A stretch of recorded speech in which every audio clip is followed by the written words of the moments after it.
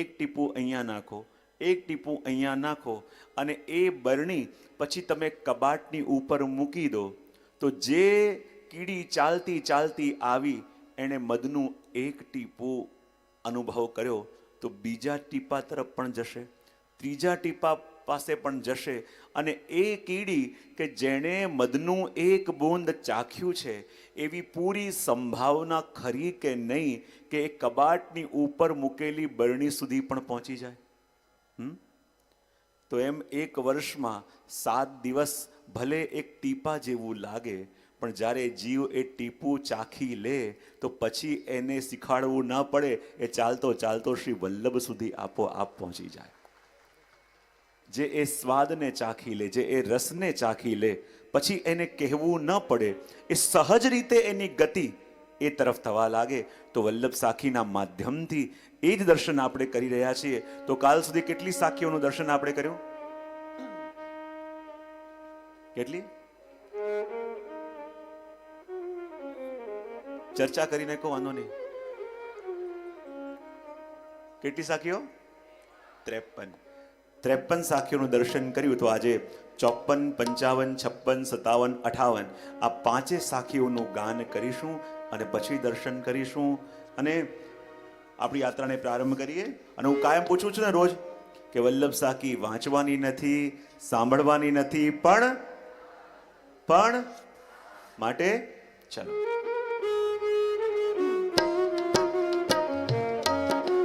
જય હો.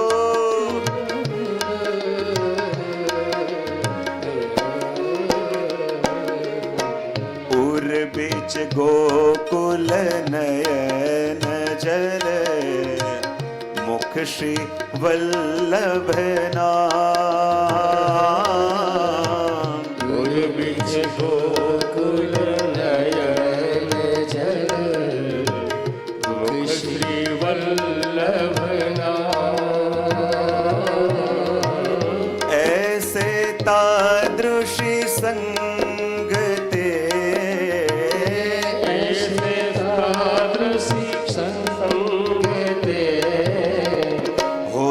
सकल सिद्ध काम श्री वल्लभ होत सकल सिद्ध काम.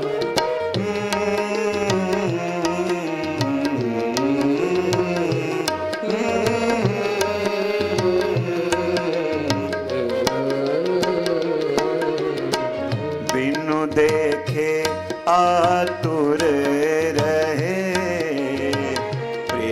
बाग के फूल. देखे आतुर रहे प्रेम बाग के फूल. चित्त न माने ताही बिनु, चित्त न माने ताही बिनु. प्रेम जो सबको मूल श्री वल्लभ, प्रेम जो सबको जय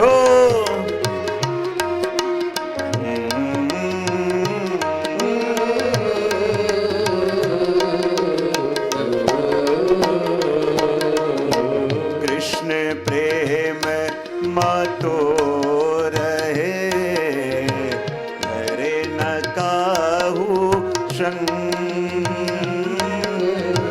कृष्ण प्रेम माधो रहे धरे न काहू शंक.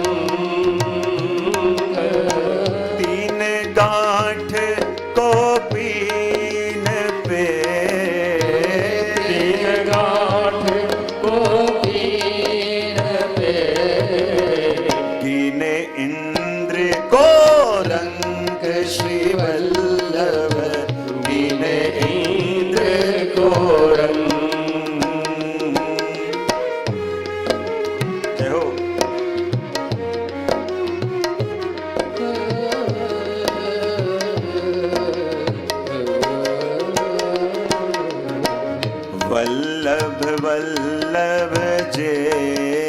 રહે, रहत सदा मन तो।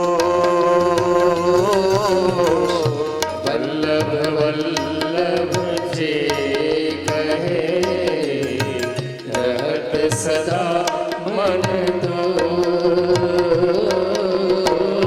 ताके पातक योजरे, કાકે પાતક યોજરે, जो सूरज दे ओश श्री वल्लभ, जो सूरज के ओश।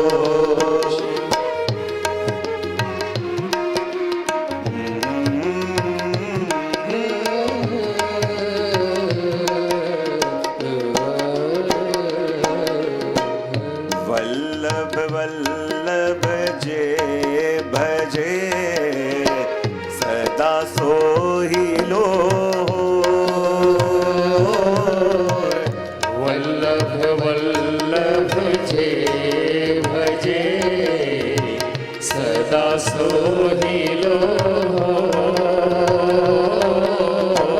दुख भाजे दारिद्र टरे, દુઃખ બાજે દારિદ્ર કરે, बैरी नगा जे कोई श्री वल्लभ, बैरी नगा जे को श्री वल्लभ, બેરીન ગાજે કો, श्री वल्लभ। બેરીન ગાજે કો. 54મી સાખીના અંદર હરિરાયજી આપણને દર્શન કરાવે છે અને તાદર્શી જીવોનું વર્ણન કરતા કરતા કહે છે કે તાદર્શી જીવ કોને કહેવાય અને તાદર્શી જીવ મળ્યા ક્યારે કહેવાય. તેનું વર્ણન કરતા કહે છે કે ઓર બીચ ગોકુલ નયન જલ, મુખ શ્રી વલ્લભ નામ, ऐसे तादृशी संगते होत सकल સિદ્ધ કા. તો કહેવાય તાદર્શી જીવનું સંગ કોને કહેવાય અને તાદર્શી જીવ કોને કહેવાય.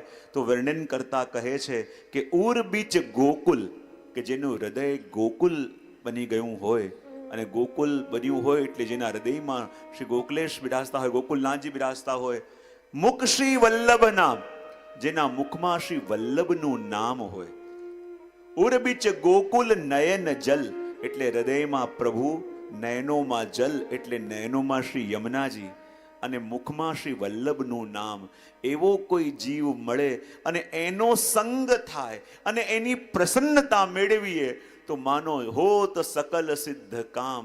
અને આપણા બધા કામ પૂરા થયા એ ત્યારે કહેવાય કે જ્યારે પ્રભુ સાથેનો આપણો સંબંધ થઈ જાય, જ્યારે જીવનમાં પ્રભુ મળ્યા તો માનો બધું કામ આપણું થઈ ગયું. અને કહેવાય કે એ ક્યારે મળે કે જ્યારે એવા કોઈ તાદર્શી જીવનો સંગ થાય. અને તાદર્શી કોને કહેવાય? બોલે એના જેવા. મેં પહેલા કહ્યું હતું ને, તા એટલે પ્રભુ અને તાદર્શી એટલે પ્રભુ જેવા. એવા કોઈ જીવનો સંગ થાય અને કહેવાય ને તાદર્શી કોણ કહેવાય? જ્યારે પ્રેમની અંદર એક લક્ષણતા છે, અને પ્રેમનું લક્ષણ શું છે કે તસ્મિન તજ્જને ભેદા ભાવાત.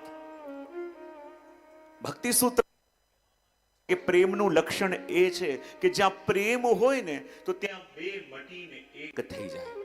તસ્મિન તજ્જને ભેદા ભાવાત, એનો મતલબ એમ કે જ્યારે સ્નેહ હોય ત્યાં એટલી ઐક્યતા થઈ જાય કે ચોટ વાગે એકને પણ પીડા બીજાને થાય.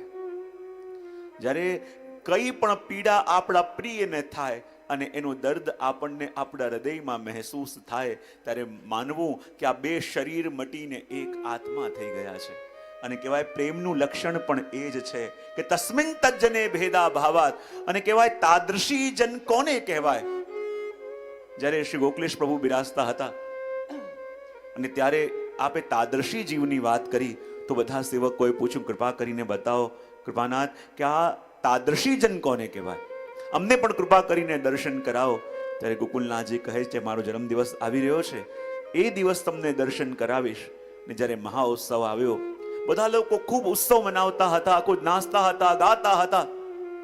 અને જ્યારે વૈષ્ણવની પંગત લાગી અને ગોકુલનાથજી બધાને મહાપ્રસાદની કણિકા કણિકા પોતાને હાથે આપતા હતા, અને એક વૈષ્ણવ પાસે જ્યારે આવ્યા અને જ્યાં ગોકુલનાથજી પરોસવા ગયા અને એની આંખમાંથી ચોધાર આંસુની ધારા, પોતાના રુદનને રોકવાનો પ્રયત્ન કરે છે પણ આંખમાંથી અશ્રુની ધારા વહી રહી છે. બધા વૈષ્ણવ કહેવા લાગ્યા, જુઓ તો ખરા, આજે આનંદનો દિવસ છે, શ્રી ગોકુલનાથજીનો ઉત્સવ છે, મહાઉત્સવ છે, અને રુદન કરી રહ્યો છે, રડી રહ્યો છે. બધા એના માટે જેમ તેમ વાતો કરવા લાગ્યા, પણ શ્રી ગોકુલનાથજી એની પીડાને સમજી ગયા. ગોકુલનાથજી કહે, જાઓ વૈષ્ણવ, તમે ઘરે જાઓ, તમારાથી પ્રસાદ નહીં લેવાય. અને પેલો કહે, કૃપાનાથ, આપના ભક્તોની વાત, આપના ભક્તોના અંતઃકરણની વાત પ્રભુ આપના સિવાય કોણ જાણે. અને ઉઠીને સીધો ચાલ્યો ગયો. અને જ્યારે થોડા દિવસ આ પ્રસંગને વીત્યા, આપના સેવકે વિનંતી કરી, કૃપાનાથ, આપ તો આજ્ઞા કરતા હતા કે જન્મદિવસના દિવસે પ્રભુ આપ અમને તાદર્શી જીવના દર્શન કરાવશો, પણ આપે તો ન કરાવ્યા. ત્યારે ગોકુલનાથજી કે, તમને યાદ છે જ્યારે હું પરોસતો જતો હતો અને એક વૈષ્ણવ ત્યાં બેસીને રડી રહ્યા હતા. બોલે, કૃપાનાથ, એને કેમ ભૂલાય? એટલો મોટો ઉત્સવનો દિવસ, આખા ગોકુલ નગરીની અંદર આનંદ છવાયો હતો, બધા ઉત્સવ મનાવી રહ્યા હતા, અને એ બેસીને ત્યાં રડતો હતો, ઉત્સવના દિવસે રુદન કરતો હતો. ત્યારે ગોકુલનાથજી કહે, એ તો તાદર્શી જીવ છે. બોલે, શું વાત કરો છો આપ? એ તાદર્શી કેવી રીતે?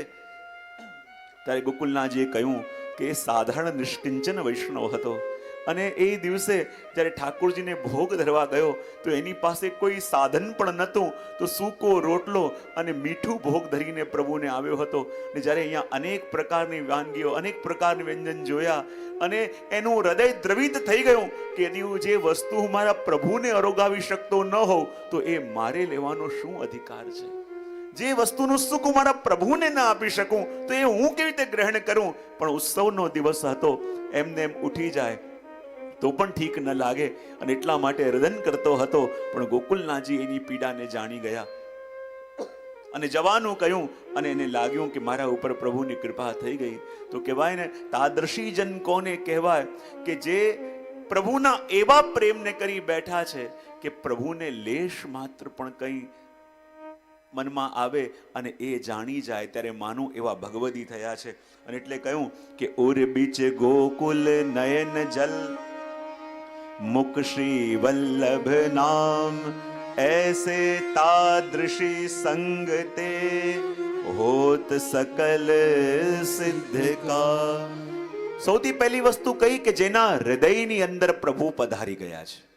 જો આપણા શરીરની અંદર મન છે ને એ મથુરા છે, અને હૃદય છે એ ગોકુલ છે. સૌથી પહેલા પ્રભુ મથુરામાં પધાર્યા તો મથુરામાં કોણ હતા? બોલે, કંસ હતો. અને માટે પ્રભુ સીધા ક્યાં ગયા? ગોકુલમાં. તો ગોકુલમાં કોણ હતા? બોલે, નંદ બાબા. ગોકુલમાં યશોદાજી, ગોકુલમાં ગોપીઓ.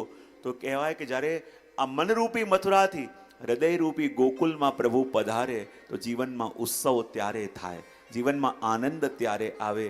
અને કહ્યું કે જેના નયનોમાં શ્રી યમુનાજી, જેના નયનોમાં યમુનાજી એટલે જેના નેત્ર પણ પ્રભુનું સ્મરણ કરતા કરતા સજલ થઈ જાય છે, જેના નેત્રોમાં પણ પ્રભુનું નામ લેતા લેતા અશ્રુબિંદુ ભરાઈ જાય છે, ત્યારે માનવું કે એવો કોઈ ભગવદી છે. અને જેના મુખમાં સતત શ્રી વલ્લભનું નામ ચાલી રહ્યું છે, અને સતત જેના મુખમાં વલ્લભનું નામ ચાલતું હોય કે નિશ્ચિંત થઈને એવા જીવનો સંગ આપણે કરી લેવો. કારણ કે જો દોષ હોત તો વલ્લભનું નામ મુખમાં ન આવત, અને વલ્લભનું નામ મુખમાં આવી ગયું છે તો એની અંદર કોઈ દોષ પણ રહી ન શકે. અને એવા જીવનો સંગ થાય ત્યારે હોત સકલ સિદ્ધ કામ, ત્યારે પ્રભુની પ્રાપ્તિ આપણને થાય. એ વાત અહીંયા 54માં સાખીમાં કહી અને આગળ 55મી સાખીમાં એ જ વસ્તુને આગળ વધારતા આપ કહી રહ્યા છે.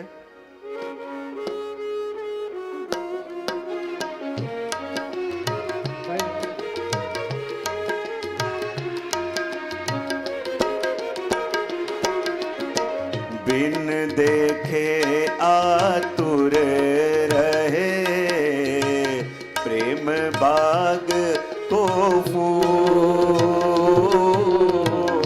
बिन देखे आतुर रहे प्रेम बाग को चित्त न माने ताही बिनु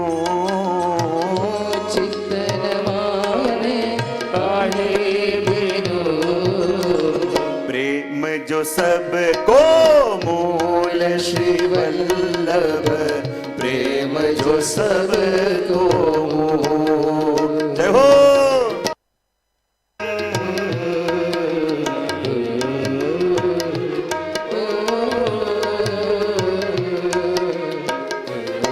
एक साथ बता। बिनु देखे आतुर रहे, आगळ पर एक बार। बिन देखे आतुर रहे,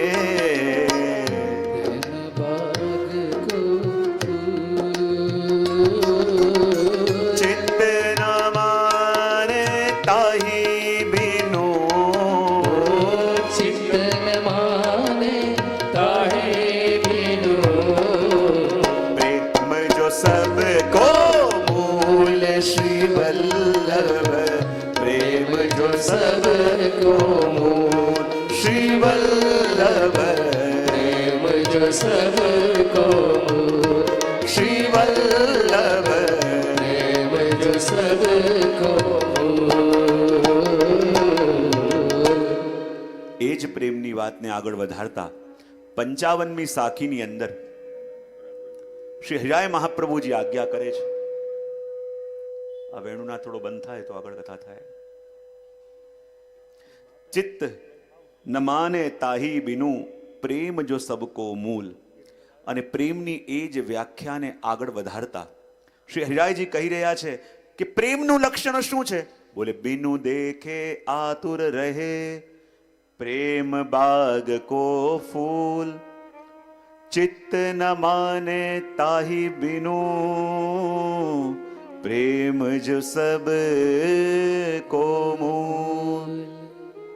પ્રેમનું લક્ષણ શું છે કે જ્યાં સુધી પ્રિય ન દેખાય ત્યાં સુધી ચેન ન પડે, જ્યાં સુધી પ્રિય સામે ના આવે ત્યાં સુધી એને જોયા વિના ચેન ન પડે। એ પ્રેમનું લક્ષણ છે। અને વર્ણન કરતા કહે છે કે જેવી રીતે તમે સૂરજમુખીનું પુષ્પ જોયું છે, હા કે ના તો પાડો, એને સૂરજમુખી કેમ કહેવામાં આવે? હા, સૂરજમુખી એને કેમ કહેવામાં આવે? સૂરજ જેવું મુખ છે એટલે તો સૂરજ તરફ એનું મુખ, સૂરજ તરફ એની દ્રષ્ટિ। બોલે કેમ? બોલે પુષ્પનો સ્વભાવ એવો છે અને એની પ્રીતિ સૂરજ સાથે એવી છે કે જ્યારે સૂર્ય ઉગે તો એને જોઈને એ ફૂલ ખીલે, અને જ્યારે સૂરજ આથમે ત્યારે આ ફૂલ પણ કરમાઈ જાય। લોકો કહેતા હોય કે સૂરજમુખીનું પુષ્પ છે ને હંમેશા પૂર્વ દિશા તરફ મુખ કરીને ઊભું હોય, પણ જુઓ જે દિવસે કદાચ સૂર્ય પશ્ચિમથી ઉગ્યો તો સૂરજમુખી ક્યાં ઉગશે? કદાચ સૂર્ય ઉત્તર દિશા તરફ ઉગે છે તો સૂરજમુખી ક્યાં ઉગશે? તો આ સૂરજમુખીના પુષ્પને દિશાઓ સાથે કોઈ મતલબ નથી। બોલે જ્યાં સૂર્ય ઉગે એ એના માટે પૂર્વ દિશા। અને આ સૂરજમુખીનો એવો સ્વભાવ છે કે જ્યારે સૂરજ ઉગે છે તો ટગર ટગર એને જોયા કરે, ટગર ટગર એને જોયા કરે। અને એમ કહેવાય છે કે જ્યારે એ આથમી જાય ત્યારે સૂરજમુખીનું પુષ્પ પણ બીડાઈ જાય છે। તો આપણને ઘણીવાર લાગે કે સૂરજ ઉગે છે ત્યારે આ સૂરજમુખી ખીલે છે, અને જ્યારે સૂરજ આથમે છે ત્યારે આ બીડાઈ જાય છે। તો ઘણીવાર ચિંતકો કહે છે કે બહુ ઠંડીનો સમય હોય અને એક મહિના સુધી સૂરજ ન ઉગે તો આ સૂરજમુખીનું પુષ્પ શું કરતું હશે? કેવી રીતે ટકતું હશે? છતાં ઉગેલા દેખાય છે ખરા ને આપણને? તો કહેવાય કે એક મહિના સુધી યદિ સૂરજ ન ઉગતો હોય તો એનું નામ છે સૂરજમુખી। કે જ્યારે સૂરજને જુએ છે તો એને શક્તિ મળે છે, સૂરજને જુએ છે તો એને એનો એનર્જી મળે છે। પણ જ્યારે સૂર્ય ઉગ્યો ન હોય તો શું કરે? તો કોઈ ચિંતકે કહ્યું કે એ વખતે આ બધા સૂરજમુખીના પુષ્પો એકબીજા તરફ વળી જાય અને એકબીજાની અંદર રહેલી એ સૂરજની શક્તિને ગ્રહણ કરી એ સૂરજનો અનુભવ કરે। એવી જ રીતે જ્યારે ભગવાન સામે હોય તો ગોપીઓનું મુખ એમની તરફ હોય, ને જ્યારે ભગવાન છોડીને જાય ત્યારે બધી ગોપીઓ ટોળે મળીને ગોપી ગીત ઇત્યાદિ ગીતો ગાય છે કે નહીં? જેમ સૂરજમુખીનું પુષ્પ સૂરજ સામે ન હોય તો એકબીજા તરફ મુખ કરીને એ શક્તિને મેળવે છે. તો એવી રીતે ભક્તોનો સ્વભાવ પણ એવો છે. અને ગોપીઓ કહે છે ને કે બિન દેખે આતુર રહે પ્રેમ બાગ કો ફૂલ, કે જ્યાં સુધી પોતાના પ્રિય સામે નથી આવ્યા ત્યાં સુધી આતુરતા રહે, પણ પ્રિય સામે આવે તો પણ તકલીફ. ગોપીઓ કહે કે શું બતાવીએ, અમારી આંખોને તો સુખ જ નથી. બોલે કેમ? બોલે જ્યારે પ્રભુ સામે ન હોય તો આ આંખો એ જ પ્રભુને શોધતી હોય, એ જ પ્રભુને ગોતતી હોય, પણ જ્યારે પ્રભુ સામા પધારે તો સંકોચને કારણે એ જ નેત્રો પ્રભુને જોઈ શકતા નથી. તો જ્યારે સામે ન હોય તો એ જ પ્રભુને ગોતે, ને જ્યારે સામે આવી જાય તો સંકોચને કારણે પ્રભુને જોઈ ન શકે. તો જુઓ, અમારા નેત્રોને તો સુખ જ નથી, કારણ કે નેત્રોનો સ્વભાવ જ એ છે કે પ્રિયના સ્વરૂપમાં સ્થિત થઈ જવું. અને એટલા માટે કહે કે બિનુ દેખે આતુર રહે પ્રેમ બાગ કો ફૂલ, ચિત્ત ન માને તાહી બિનુ પ્રેમ જો સબકો મૂલ. અને જ્યાં સુધી પ્રિય ન મળે ત્યાં સુધી ચેન ન પડે. જ્યાં સુધી પ્રિય કેમ કરીને મળે ત્યાં સુધી ચેન. પ્રસંગ આવે છે ને કે જ્યારે પ્રેમ હોય ને તો એમ જ લાગે કે હું શું કરું કે મારો પ્રિય સદા પાસે રહે, મારો પ્રિય સદા મારી નિકટ રહે. પ્રસંગ આવે છે ને કે સત્યભામાજીને બહુ અચાનક ચિંતા થવા લાગી, અને બહુ ચિંતા થવા લાગી, ભોજન ન કરે, ઉદ્વેગ થાય. તો નારદજી ફરતા ફરતા એમની પાસે આવ્યા અને કહે કે મૈયા, મેં સાંભળ્યું છે કે આજકાલ આપ બહુ ચિંતિત રહો છો, મન બહુ ઉદાસ રહે છે, મનમાં બહુ ખેદ અને ઉદ્વેગ રહે છે. સત્યભામાજી કે નારદજી, વાત તો સાચી છે, થોડા દિવસથી એક ચિંતા મારા મનને બહુ ખાઈ જાય છે. બોલે શું ચિંતા છે? બોલે ચિંતા એક જ છે કે આ જન્મમાં તો મને દ્વારિકાધીશ પતિ રૂપે મળ્યા, હવે આવતા જન્મે પણ મળશે કે કેમ? એવું હું શું કરું કે આવતા જન્મે પણ મને મારા દ્વારિકાધીશ જ પતિ રૂપે મળે? શું નારદજી એવી કોઈ યુક્તિ, એવો કોઈ વિધાન ખરો કે હું એ વિધાન કરું તો આવતે જન્મે દ્વારિકાધીશ જ પતિ રૂપે મળે? નારદજી કે એક ઉપાય છે. બોલે જલ્દી જલ્દી બતાવો, મારે તો એક જ ઈચ્છા છે કે સદા સર્વદા મારા પ્રભુના દર્શન મને થતા રહે. એવું ઉપાય શું કરું? તો નારદજી કહે કે એક ઉપાય શાસ્ત્રોએ બતાવ્યો છે. બોલે શું? બોલે શાસ્ત્રોમાં એમ લખ્યું છે કે આ જન્મે આપણે ભૂમિનું દાન કરીએ તો આવતે જન્મે આપણને ભૂમિ મળે. આ જન્મે આપણે વસ્ત્રનું દાન કરીએ તો આવતા જન્મે આપણને વસ્ત્ર મળે. આ જન્મે આપણે દ્રવ્યનું દાન કરીએ તો આવતા જન્મે વસ્ત્ર મળે. આગળ સમજાયું? સત્યભામાજી કહે કે તમે એમ કહેવા માંગો છો કે આ જન્મે વસ્ત્ર આપીએ તો આવતા જન્મે વસ્ત્ર મળે, આ જન્મે દ્રવ્ય આપીએ તો આવતા જન્મે દ્રવ્ય મળે. તો એનો મતલબ એમ કે દ્વારિકાધીશ જ મને પતિ રૂપે આવતા જન્મે મેળવવા હોય તો આ જન્મે મારે એમનું દાન કરી દેવું પડે. નારદજી કે બિલકુલ સાચી વાત, પણ દાન કરું કોને? દાન લેશે કોણ? નારદજી કે એટલે તો હું આવ્યો છું, મને કરી દો દાન. બોલે દાન કરી તો દઉં, પણ આવતા જન્મે મળશે ખરા? અરે તમે કહેતા હો તો એગ્રીમેન્ટ કરી દો, કહેતા હો તો સહી સિક્કા કરી દો, તમે આ જન્મે દાનમાં આપો તો આવતા જન્મે પાકા. સત્યભામાજીને લાગ્યું કે મારે તો પ્રભુના વિના રહી ન શકાય, તો આવતા જન્મે પ્રભુ મને પાછા પતિ રૂપે મળે તો એક જ ઉપાય છે કે આ જન્મે એમનું દાન કરી દઉં. અને હાથમાં જલ લઈને સંકલ્પ કર્યો કે આવતા જન્મે દ્વારકાધીશ મને પતિ રૂપે મળે, એના માટે થઈને આ જન્મે એમનું દાન કરું છું. ને જ્યાં જલ છોડ્યું, નારદજી હાથ પકડ્યો પ્રભુનો અને પ્રભુને લઈને જવા લાગ્યા. સત્યભામાજી ભાગીને આવ્યા, અરે મારા પ્રભુને ક્યાં લઈ જાઓ છો? બોલે હવે તમારા નહીં, હવે તો મારા થયા. અને સત્યભામાજીને લાગ્યું કે આવતા જન્મે મેળવવાની આશામાં મેં આ જન્મનું સુખ કેમ ગવાઈ દીધું? અને ત્યાં તો બધી રાણીઓ આવી ગઈ અને બધા કહેવા લાગ્યા, અરે તમારા એકલાના પતિ થોડી છે કે દાનમાં આપી દીધા, અમારા પણ પતિ છે, હવે અમે કેમ કરીને રહીશું? બધી રાણીઓ નારદજીના ચરણોમાં પડી ગઈ અને કહેવા લાગી, અરે દેવર્ષિ, કોઈક ઉપાય કરો કે અમારા પ્રભુ અમારી પાસે રહી જાય, કારણ કે એમને જોયા વિના એક ક્ષણ પણ રહી ન શકીએ, એમના વિના અમારા પ્રાણ ટકી નહીં શકે, કોઈ ઉપાય બતાવો. નારદજી કે એક ઉપાય છે. બોલે શું? એક મોટું ત્રાજુ બનાવો અને ત્રાજવાના એક પરડામાં હું દ્વારિકાધીશને પધરાવી દઉં અને બીજા પરડામાં તમારી પાસે જે પણ કંઈ હોય એ તમે પધરાવો. જો પ્રભુનું પરડું ઉપર થયું તો પ્રભુ તમારા, અને ન થયું તો હંમેશા માટે મારા.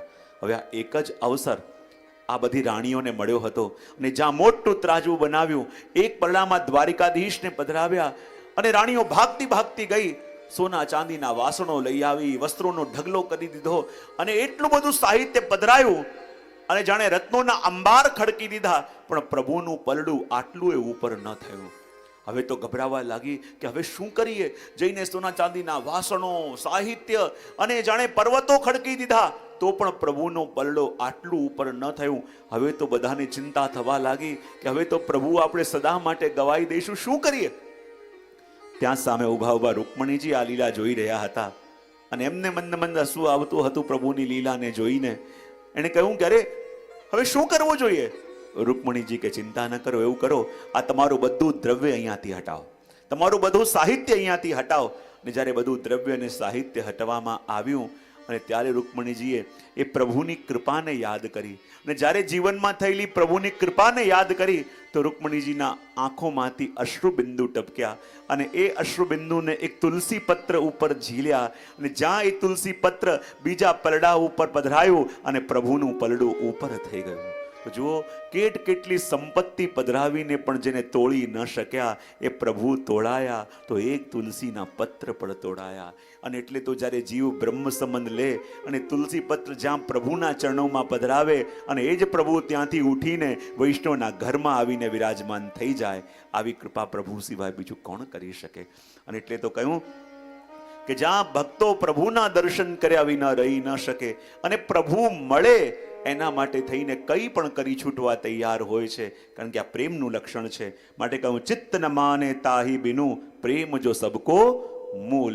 આ 55મી સાખીને સંક્ષિપ્તમાં સમજીને થોડી જલ્દી બી આપણે થોડી જોવી પડશે, કારણ કે દિવસ હવે રહ્યો કાલનો, સાખીઓ રહી ખાલી 45, એટલે ચિંતા જરાય નથી, જરાય ચિંતા નથી, એ થઈ જશે. જય હો.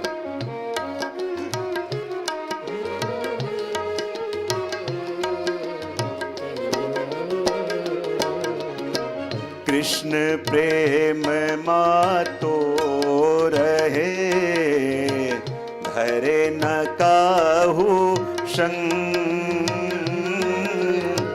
कृष्ण प्रेम मातो रहे जय हो. धरे न काहू संग. तीन गांठ को पीन पे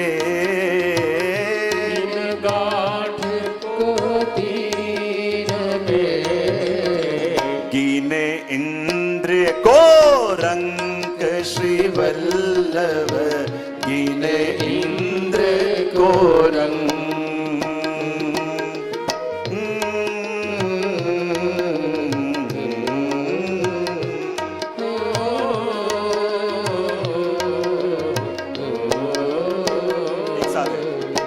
कृष्ण प्रेम मातो रहे.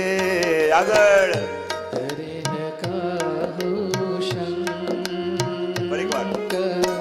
कृष्ण प्रेम मातो रहे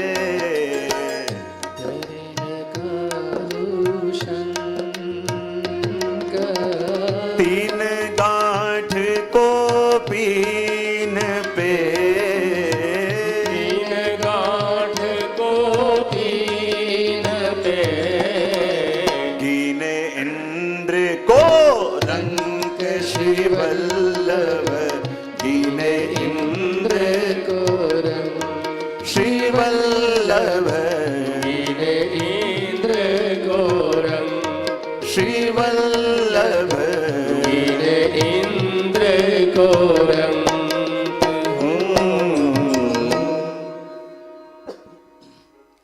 અહીંયા વૈષ્ણવતાની ખુમારીનું દર્શન હરિરાય મહાપ્રભુજી આપણને કરાવે છે અને કહે છે કે કૃષ્ણ પ્રેમ માતો રહે ધરે ન કાઉ શંખ तीन गांठ को पीन पे गिने इंद्र को रंग.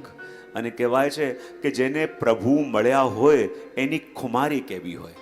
પછી જગતના કોઈ પણ પ્રલોભનો એને આકૃષ્ટ કરી શકે, કોઈ પણ જગતના પ્રલોભનો એને લોભાન્વિત કરી શકે જેને પ્રભુ મળ્યા હોય.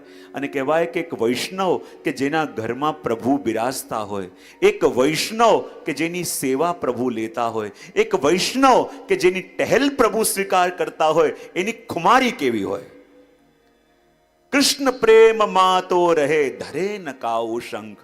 સૌથી પહેલી વસ્તુ તો વૈષ્ણવ કે જે કૃષ્ણના પ્રેમમાં છકેલો હોય ને, એનું પહેલું લક્ષણ, એને ક્યારેક કોઈ ચિંતા થઈ જ ન શકે. કારણ કે ચિંતા થવી એ જ પ્રભુના ઉપરથી આશ્રય ડગવો. ચિંતા થવી એનો મતલબ એમ પોતાને કરતા માનવું. ચિંતા થવી એનો મતલબ એમ જ કે મારા કંઈક કરવાથી થશે એ ભાવ મનમાં રાખવો. માટે વૈષ્ણવનું પહેલું લક્ષણ બતાવ્યું કે કૃષ્ણ પ્રેમ માં તો રહે ધરે ન કાઓ શંખ. એના મનમાં ક્યારે પણ કોઈ શંકા કુશંકા નથી આવતી, કારણ કે એને પૂર્ણ ભરોસો છે. અને જ્યારે ભરોસો હટે છે ને ત્યારે શંકાઓ કુશંકાઓ આવે છે. વિચાર કરો કે જ્યારે પેલો મહાભારતમાં પ્રસિદ્ધ પ્રસંગ છે ને કે ભીષ્મજીએ કહ્યું કે કાલ સવારનો સૂરજ ઉગે, યા તો હું નહીં કે આ અર્જુન નહીં. અને જ્યારે આવી પ્રતિજ્ઞા કરી અને ભગવાને સાંભળ્યું, ભગવાનને પણ ચિંતા થવા લાગી કે ભીષ્મજીની પ્રતિજ્ઞા શું કહેવાય. પોતે જાણતા હતા. વિચાર કરે કે આ સાંભળીને મને એવી ચિંતા થઈ રહી છે, તો જેને મારવાનો સંકલ્પ કર્યો છે બિચારા અર્જુનની દશા શું હશે? બિચારો બેચેન હશે, ચિંતામાં હશે, રડતો હશે. અને એને આશ્વાસન આપવા માટે જ્યારે ભગવાન એના કક્ષમાં આવ્યા, શું જોયું કે અર્જુન તો ઘસઘસાટ સૂઈ રહ્યો છે. અને એને નિશ્ચિંત થઈને સૂતા જોઈને બે ઘડી ગુસ્સો દ્વારિકાધીશને આવી ગયો. એને ઢંઢોળીને જગાડ્યો. અરે તે કંઈક સાંભળ્યું છે? અર્જુન કે શેની વાત કરો છો? અરે દાદાજીએ કંઈક પ્રતિજ્ઞા કરી છે, તે કંઈક સાંભળ્યું છે? ત્યારે અર્જુન કે આપ એની જ વાત કરો છો ને કે દાદાજીએ કહ્યું છે કે કાલ સવારનો સૂરજ ઉગે, યા તો હું નહીં યા દાદાજી નહીં. ભગવાન કે તને ખબર છે? મને એમ કે નિશ્ચિંત થઈને એટલે સૂઈ રહ્યો છે કે તને કદાચ ખબર પડી નહીં હોય, પણ તું જાણે છે તોય નિશ્ચિંત થઈને સૂવે છે. તારી ચિંતામાં મને નિંદર નથી આવતી. ત્યારે અર્જુન કહે કે હું નિશ્ચિંત થઈને કેમ ન સૂવું જ્યારે મારી ચિંતા કરવા વાળા આપ જાગી રહ્યા છો. મેં તો આપના ચરણે સમર્પણ કર્યું છે, મેં તો આપના શરણે સર્વસ્વ અર્પણ કર્યું છે. હવે હું નિશ્ચિંત થયો, પ્રભુ બંધાયા આપ. અને એટલા માટે જ્યારે આપણે આપણા હાથમાં કોઈક વસ્તુ રાખીએ છીએ ને ત્યારે આપણને ચિંતા થાય છે. અને હું હંમેશા કહેતો હોઉં કે જીવનમાં જે વસ્તુ આપણા હાથમાં ન હોય ને એની ફિકર નહીં કરવી, એને પ્રભુના ચરણે સોંપી દેવી. જ્યાં સુધી આપણે પ્રયત્ન કરીએ છીએ ત્યાં સુધી આપણી સીમિત શક્તિ એમાં લાગે છે, પણ જ્યારે પ્રભુના ચરણે સોંપીએ છીએ ત્યારે પ્રભુની અસીમ શક્તિઓ એમાં લાગી જાય છે. અને અસંભવને સંભવ કરવા વાળા આપણા પ્રભુ છે. અને એટલે કહ્યું કે કૃષ્ણ પ્રેમ માં તો રહે ધરે ન કાઉ શંખ. એના મનમાં ક્યારેય પણ શંકા નથી આવતી. અને એવી ખુમારી એના અંદર કે તીન ગાંઠ કોપીન પે, ખાલી લંગોટી પહેરીને બેઠો હોય ને તો એની સામે ઇન્દ્ર આવી જાય તો પણ એ કહે કે તું ઇન્દ્ર હશે તારા ઘરનો, મારા ઘરમાં મારા પ્રભુ બિરાજતા હોય તો મને કોઈની પરવાહ નથી.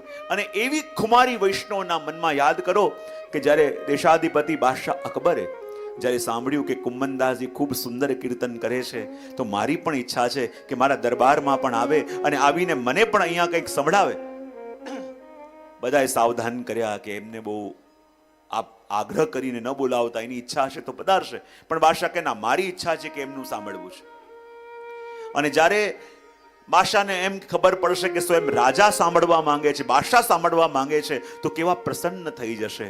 અને જ્યારે કુમ્મનદાસજીને સિકરીમાં બોલાવ્યા અને સિકરીમાં બોલાવ્યા અને કુમ્મનદાસજીને એક તો ગુસ્સો કે મને ત્યાં બોલાવ્યા, મારા ગોરધનનાથજીની કીર્તનની સેવા મારી છૂટી. અને જ્યારે ભરી સભાની વચ્ચે બાદશાહ અકબર બેઠેલા છે, આખી સભા મોટા મોટા રાજાઓથી મંત્રીઓથી ભરેલી છે, અને એમની સામે કુમ્મનદાસજી આવ્યા અને દેશાધિપતિ કહે, કુમ્મનદાસજી આપની કીર્તનની બહુ પ્રશંસા સાંભળી છે, તો આપ મને પણ કંઈક સંભળાવો. અને કુમ્મનદાસજીને પહેલેથી ગુસ્સો આવતો હતો કે એક તો મારે વ્રજ છોડીને અહીંયા સિકરી આવવું પડ્યું, ગોરધનનાથજીના કીર્તનની સેવા છૂટી અને અહીંયા આવીને મારે અહીંયા કીર્તન કરવાના. પણ દેશાધિપતિએ કહી દીધું કે કંઈક ગાઓ. તો કુમ્મનદાસજી કે સારું થયું, મોકો ગોતતો તો અને આણે જ મોકો આપ્યો. અને ત્યારે કુંમનદાસજીએ ગાયું કે ભક્તન કો કહા સીકરી કામ, આવત જાત પનહિયા તૂટી ઓર બિસર ગયો હરિ નામ. અને બાદશાહની તરફ હાથ કરીને કહ્યું ઓર જાકો મુખ દેખત. અને પછી તાન લેવા લાગ્યા, આલાપ લેવા લાગ્યા. એટલે બધાને લાગ્યું ખબર નહીં શું બોલશે. એમ બોલશે કે જેનું મુખ જોઈને ધન્ય થઈ ગયો, જેનું મુખ જોઈને કૃતકૃત થઈ ગયો. અને પાછા કુંમનદાસજી કહે કે જાકો મુખ દેખત, અને પાછું તાન લેવા લાગે. બધાને ઇંતજારી કે શું બોલશે. અને બાદશાહને પણ એમ કદાચ એમ કહેશે કે ધન્ય થયો, કૃતકૃત્ય થયો. પણ કુંમનદાસજીએ કહ્યું કે જાકો મુખ દેખત દુઃખ ઉપજે, તાકો કરનો पर्यो પ્રણામ. ભક્તન કો કહા સીકરી કામ, કે જેનું મુખ જોઈને પણ દુઃખ થાય, આજે એને વંદન કરવા પડ્યા. અને ભરી સભાની વચ્ચે જ્યારે આવું બોલ્યું અને બાદશાહની એવી દશા, તો કાપો તો લોહી ન નીકળે. જ્યાં બધા એના ગુણગાન ગાતા, બધા એની વાહવા કરતા, અને ત્યાં ભરી સભાની વચ્ચે એના મહેલમાં આવી, એના દરબારમાં આવી, એના દરબારીઓની વચ્ચે કોઈ કહી દે કે જેનું મુખ જોઈને દુઃખ થાય, એને વંદન કરવા પડ્યા. બે ઘડી તો આખી સભા સ્તબ્ધ. બધાને લાગ્યું કે હવે બાદશાહ આને માફ નહીં કરે. પણ બે ઘડીમાં બાદશાહે પોતાને કંટ્રોલ કર્યો અને કહ્યું કે જો આ તો પ્રભુના ભક્તો છે, અને એમને મારી પાસે કંઈ જોઈતું હોય તો મારી પ્રશંસા કરે ને. એમને તો પ્રભુ સિવાય કોઈની જરૂરત નથી, તો મારી વાહવા કે મારી પ્રશંસા શા માટે કરે? એમને મારાથી કંઈ કામના હોય તો મારી પ્રશંસા કરશે, પણ એમને તો પ્રભુ સિવાય કોઈની પાસે કામના નથી. અને ત્યારે બાદશાહે કહ્યું કે જો આપ અહીંયા પધાર્યા છો તો મારી ઈચ્છા છે કે આપનું કંઈક સન્માન તો હું કરું. આપ કૃપા કરીને મારી પાસે કંઈક માંગો.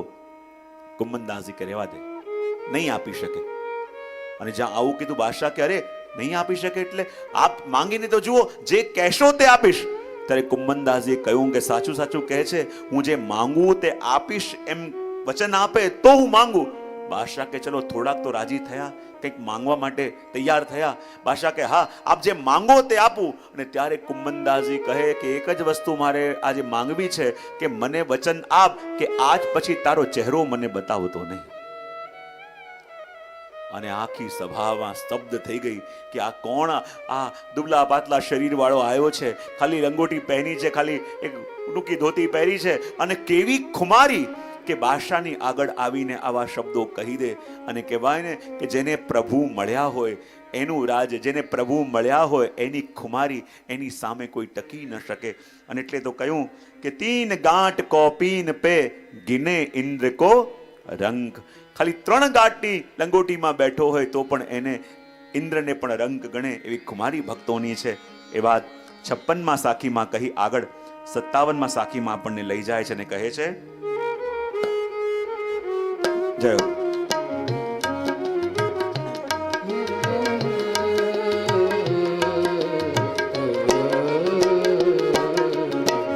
વલ્લભ વલ્લભ જે કહે રહત સદા મન તો. વલ્લભ વલ્લભ જે કહે રહત સદા મન તો. તાકે પાતક યોજરે,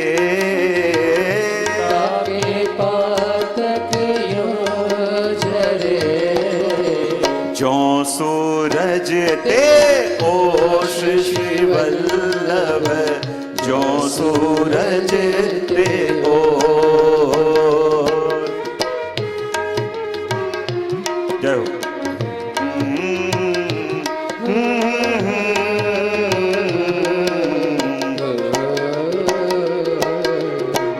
વલ્લભ વલ્લભ જે કહે આગળ ફરી એક વાર. વલ્લભ વલ્લભ જે કહે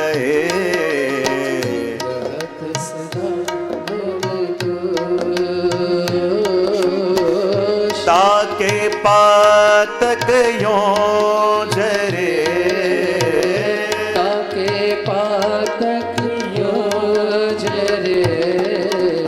જો સૂરજ તે ઓશ શ્રી વલ્લભ, જો સૂરજ તે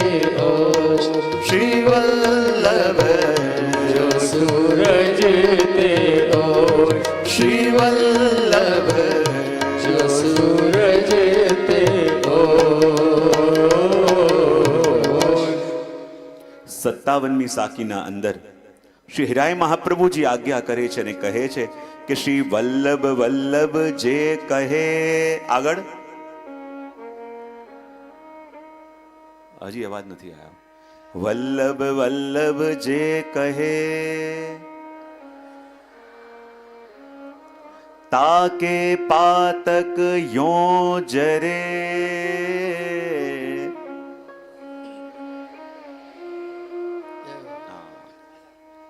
વલ્લભ વલ્લભ જે કહે રહત સદા મન તોષ તાકે પાતક યો જરે કે જ્યો સૂરજ તે. હવે જુઓ અહીંયા હિરાય મહાપ્રભુજી કહી રહ્યા છે કે વલ્લભ વલ્લભનું જે રટન સદા કરે છે અને રહત સદા મન તોષ, અને વલ્લભના નામથી એટલો સંતોષ એના મનમાં છે કે એ નામને છોડીને, એ આશ્રયને છોડીને એનું મન બીજે ક્યાંય જવા માટે તૈયાર નથી. વલ્લભના નામનું સ્મરણ છોડીને, વલ્લભના નામનું ગુણગાન છોડીને એનું મન ઓર ક્યાંય જવા માટે તૈયાર નથી. આપણે ધકેલીએ તો પણ જવા તૈયાર નથી, આપણે ધક્કો મારીએ તો પણ જઈને પાછું આવે એવું જ એનું મન થઈ ગયું છે. અને વલ્લભના નામમાં એટલો સંતોષ એને લાગે છે કે જાણે વલ્લભનું નામ લીધું મારી વજ પરિક્રમા થઈ ગઈ, વલ્લભનું નામ લીધું મારી ગિરિરાજજીની પરિક્રમા થઈ ગઈ, વલ્લભનું નામ લીધું મારા યમુના પાન થઈ ગયા. અને એવો સંતોષ જેને છે તો કહે તાકે પાતક યો જરે જ્યો સૂરજ તે ઓશ.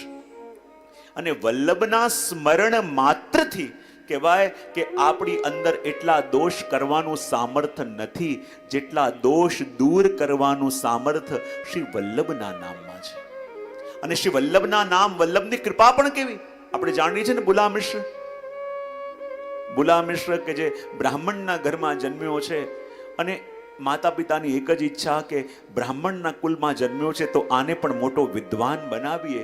અને ઘરમાં મોટા મોટા શિક્ષકોને રાખ્યા, મોટા મોટા વિદ્વાનોને બોલાવ્યા, ભણાઈને થાક્યા, પણ બુલા મિશ્રને એક શબ્દ પણ યાદ ન રહ્યો.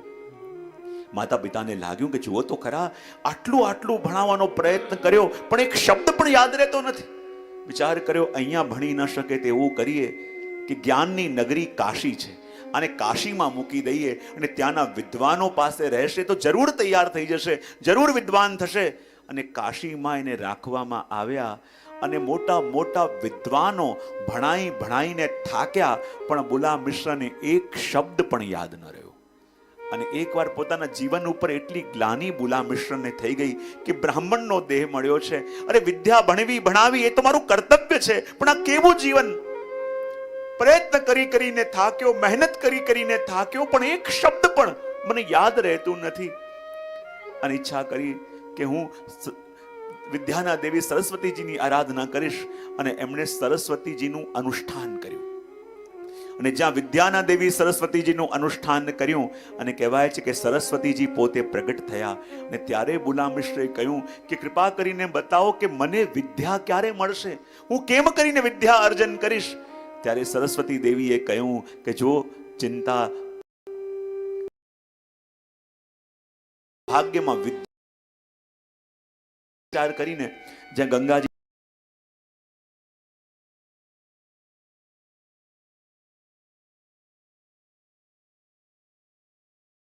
તો આ બધું કેવી રીતે આવડી ગયું.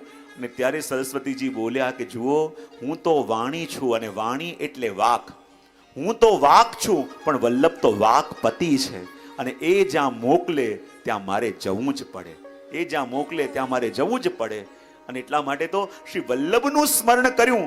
અને વલ્લભનું સ્મરણ કરતા સાથે જ તાકે પાતક યો જરે જ્યો સૂરજ તે ઓશ. 7 જન્મ સુધી જે વસ્તુ એના ભાગ્યમાં નથી, પણ વલ્લભના શરણથી, વલ્લભના સ્મરણથી એ વસ્તુ પણ એમના જીવનમાં ફલિત થઈ. અને એટલે કહ્યું કે વલ્લભ વલ્લભ જે કહે રહત સદા મન તોષ તાકે પાતક યો જરે જ્યો સૂરજ તે ઓશ. ઓશ એટલે ઝાંખડના બિંદુ કહીને આપણે. સવાર પડે તો પુષ્પની પાંખડીઓ ઉપર ઝાંખડના બિંદુ જોવા મળે છે ને, પણ જ્યાં સૂરજ ઉગે તો એની કિરણોથી એ ઝાંખડના બિંદુઓનું કર્ષણ થઈ જાય કે ન થઈ જાય. તો એવી રીતે આપણે જે પણ દોષ કરીએ છીએ એ દોષ બધા આપણી ઉપર કેવી રીતે હોય, જેમ પુષ્પની ઉપર રહેલા ઝાંખણ બિંદુની જેમ. પણ જ્યારે વલ્લભનું સ્મરણ આપણે કરીએ છીએ તો વલ્લભનું સ્મરણ કરવા માત્રથી આપણી અંદર રહેલા બધા દોષોનું કર્ષણ થાય છે. એવા 57મી સાખીમાં અહીંયા શહેરાય મહાપ્રભુજી કરે, વૈષ્ણવ ક્યારે પણ ઉદાસ ન હોય, સદા આનંદમાં હોય. ચિંતા ત્યારે થાય જ્યારે આશ્રય ડગે, પણ જ્યારે પ્રભુને સોંપીને દીધું હોય. અને જો હું તો કદાચ કોઈ મને કહે ને કે હું આટલા જપ કરું, આટલા પાઠ કરું, આટલું આ કરું, આટલું આ કરું, ત્યારે એનો ચહેરો જોઉં કે આનંદમાં કેટલો લાગે છે. અને કદાચ ઘણીવાર એવું થાય કે જેટલું ભણવા લાગીએ, જેટલું જાણવા લાગીએ ને એટલા વધારે ગંભીર થતા જઈએ. અને જેટલા વધારે ગંભીર થતા જઈએ એટલી દૂરી આપણી પ્રભુથી વધારે વધતી જાય. બોલે વૈષ્ણવ કોણ છે કે જે વર્તમાનમાં જીવતો હોય? વૈષ્ણવ કોણ છે?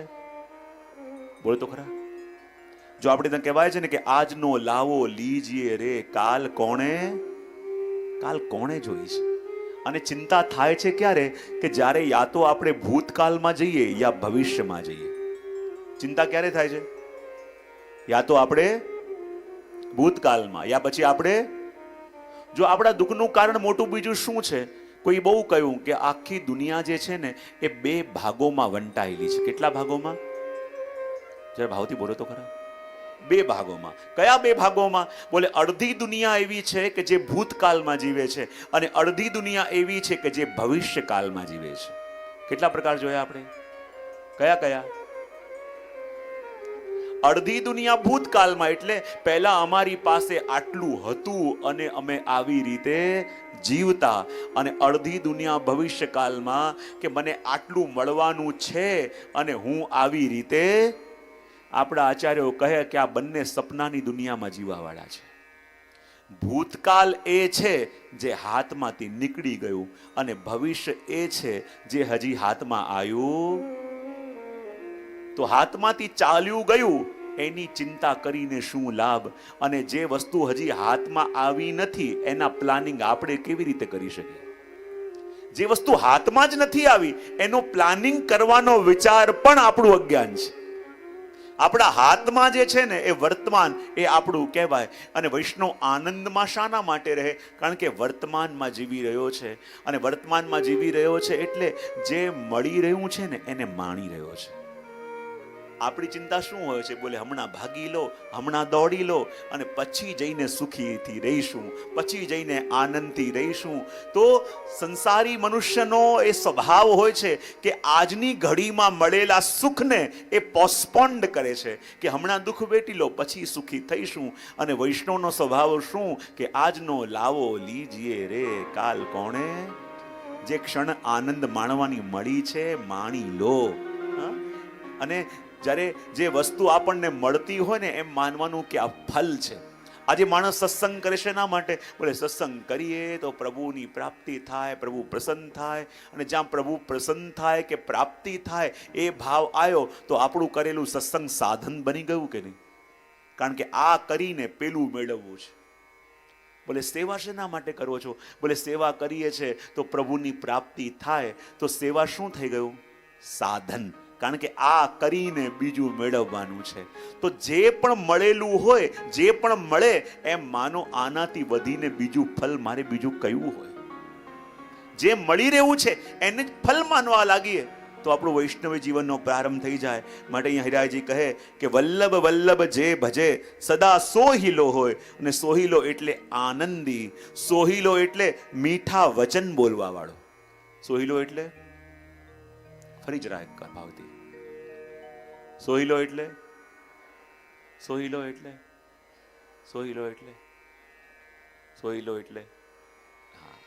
મીઠા વચન બોલવા વાળો. કેવા? અને મીઠા વચન એટલે જેનાથી કોઈનું દિલ ન દુભાય. મીઠા વચન એટલે જે સાંભળવા વાળાને પણ આનંદ આપે એવા. સોહિલો એટલે કે જે આનંદમાં પણ રહે છે, મીઠું વચન પણ બોલે છે. તો વલ્લભ વલ્લભ જે ભજે સદા સોહિલો હોય. દુઃખ ભાજે, દારિદ્ર ટરે, બેરી ન ગાજે કોઈ. આપણને લાગે કે વલ્લભનું નામ સાથે દુઃખની, દરિદ્રતાની એવી વાતો શા માટે હરિરાયજી કરે છે? પણ અહીંયા દુઃખ એટલે શું?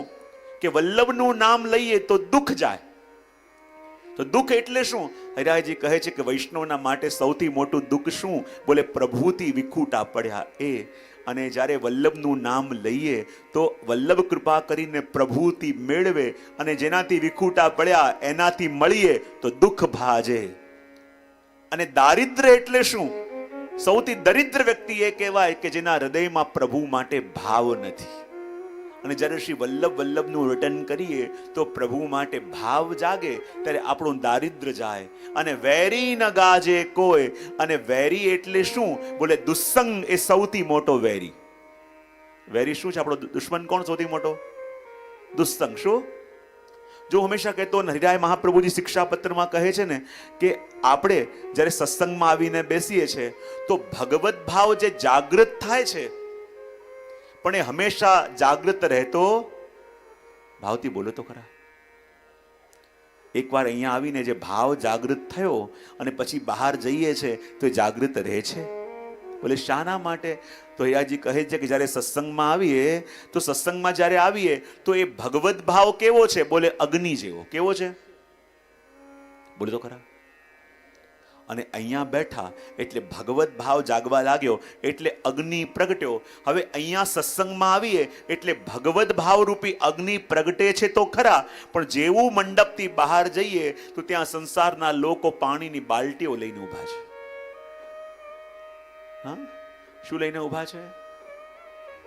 અહીંયા ભગવત ભાવ જાગ્યો, અગ્નિ પ્રગટ્યો, અને જેવા બહાર ગયા અને કોઈએ લૌકિક ચર્ચા પ્રારંભ કરી, સમજી લો સીધી બાલટી.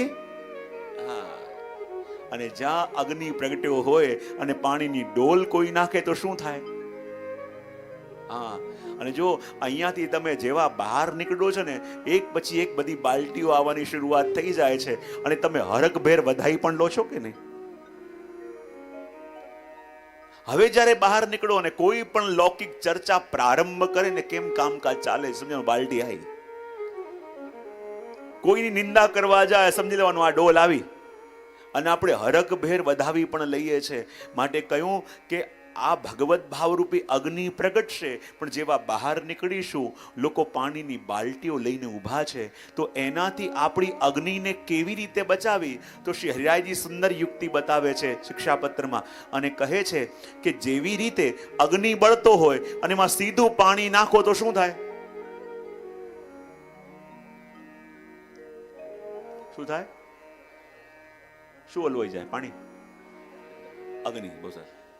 તો જેવું અગ્નિ બળતું હોય અને એમાં પાણી નાખીએ તો અગ્નિ ઓલવાઈ જાય. પણ હરિરાયજી કહે છે કે અગ્નિ બળતો હોય અને એમાં કોઈ પાણી નાખે તો અગ્નિ ઓલવાઈ જાય. પણ અગ્નિ બળતો હોય એની ઉપર તમે તપેલી મૂકી દો અને પછી કોઈ પાણી નાખે તો પાણી આવે તપેલીમાં, અને જ્યારે પાણી ગરમ થાય તો વરાળ બનીને ઉડી જાય કે ના ઉડી જાય? સીધું અગ્નિ ઉપર પડે તો અગ્નિ ઓલવાઈ જાય, પણ તપેલી વચ્ચે આવી જાય તો તપેલીમાં પડીને પાણી વરાળ બનીને ઉડી જાય. તો હરિરાયજી કહે છે કે ભગવત ભાવ એ અગ્નિ છે, દુસ્સંગ એ પાણી છે, અને વચ્ચે રાખેલી તપેલી એ સત્સંગ છે. અને ભગવત ભાવરૂપી અગ્નિની રક્ષા માટે તમે ઉપર સત્સંગ રૂપી તપેલી મૂકી દો ને, તો જે પણ દુસ્સંગ રૂપી પાણી આવશે એ સત્સંગની અગ્નિમાં તપીને વરાળ બનીને ઉડી જશે. અને એટલા માટે અહીંયા કહ્યું કે વેરી ન ગાજે કોઈ, કે ક્યારે પણ દુસ્સંગ એને પરેશાન કરી શકતું નથી. અને એટલે તો આપણા ભગવદીઓ કહે છે ને, પડીને કે આ બધે ભટકે છે, માટે આપણા માનો કોઈનો પણ, તો આની જવાબદારી કોઈએ પણ લેવી એવો સર્વસંમતિએ ઠરાવ પાસ કર્યો. એટલા માટે અહીંયા કહ્યું કે શ્રી વલ્લભ વરકો છાણી કે ભજે જો ભૈરવ ભૂત, અંત ફજેતી હોય ગી જો ગણિકા કો ભૂત. જેમ એના માથે કોઈનો હાથ ન હોય તો એ કોઈ નો ન કહેવાય, અને કોઈ એની જવાબદારી લેવા તૈયાર ન થાય, એવી જ દશા એ જીવની થાય છે કે જે વલ્લભના શરણે ગયો છે એ વલ્લભને છોડીને ભટકવાનું મન થાય છે ત્યારે, જ્યારે લાગે છે કે ત્યાં જઈશ તો મારું કંઈક થઈ જશે, ત્યાં જઈશ તો મારી કોઈ ઈચ્છા પૂરી થઈ જશે, ત્યાં જઈશ તો મારી કોઈ મનોકામના પૂરી થઈ જશે, એ મનનો લોભ અને મનનો લાલચ છે ને એ માણસને ભટકાવે છે. પણ જ્યારે વિચાર કરીએ કે આ જે છે અને જેના શરણે આપણે આવ્યા છીએ અને એ જે પણ મળશે અને મારે જે પણ જોઈએ તો એના હાથે જોઈએ.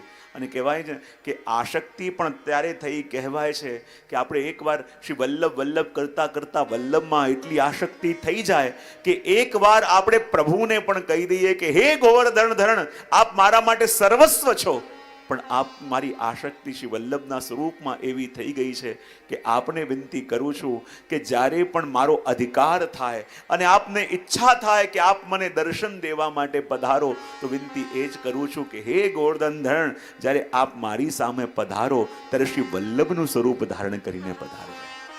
અને એવી આપણે ત્યાં પ્રસિદ્ધ પ્રસંગ છે ને લેલા મજનૂનો, પ્રસિદ્ધ પ્રસંગ લેલા મજનૂનો પ્રસંગ છે કે જ્યારે પેલો મજનુ બેઠો બેઠો એની લેલાને યાદ કરે અને કહેવાય છે કે પ્રભુએ વિચાર કર્યો કે જો આ કેવો પ્રેમી છે અને એવા પ્રેમીની જરૂર તો અમને અમારા ત્યાં પણ પડે છે. પોતાના દૂતોને મોકલ્યા ખુદાએ અને કહે કે જાઓ પેલા મજનૂને કહો કે તને ખુદા યાદ કરે છે.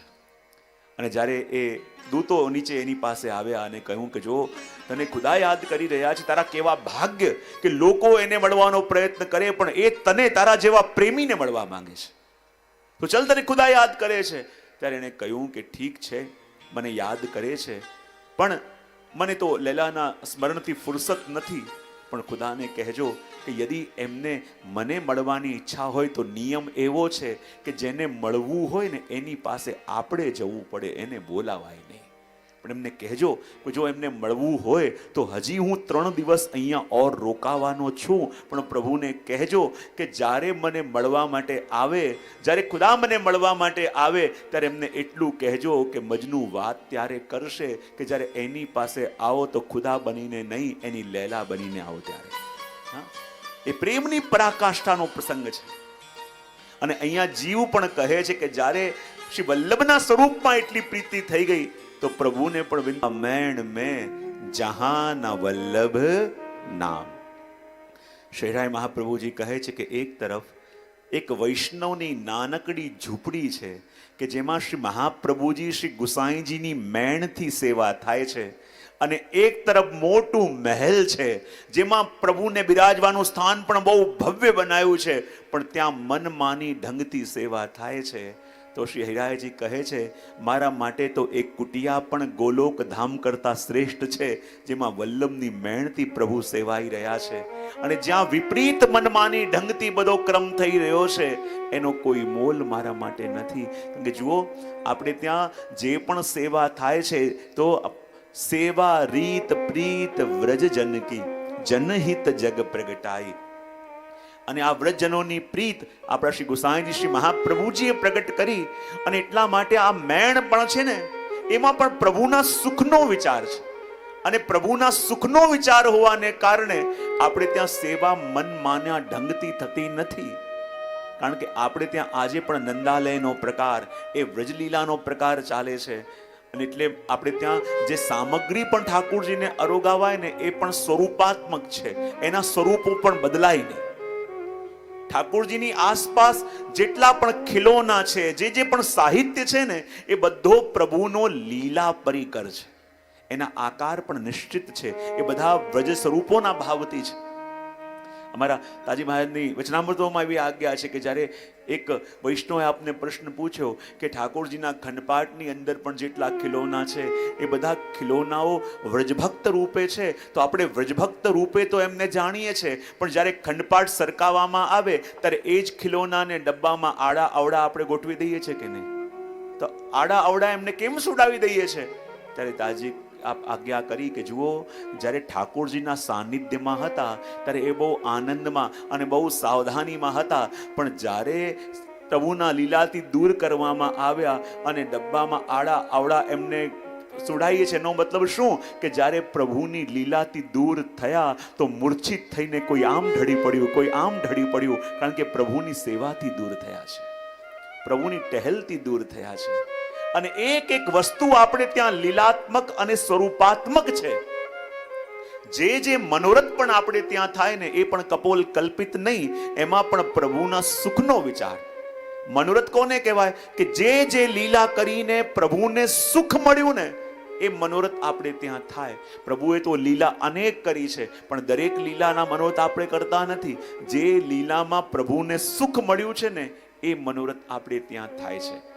અને એટલા માટે એમાં પણ બહુ સાવધાની આપણે ત્યાં રાખતા હોઈએ છીએ. ઘણીવાર મનમાના ઢંગથી આપણે એવી સજાવટ, મનમાના ઢંગથી આપણે એવું બધું કરી દેતા હોઈએ છીએ ને કે જે મેણની વિપરીત છે, તો એમાં ભવ્યતા તો આવી શકે પણ દિવ્યતા ના આવે.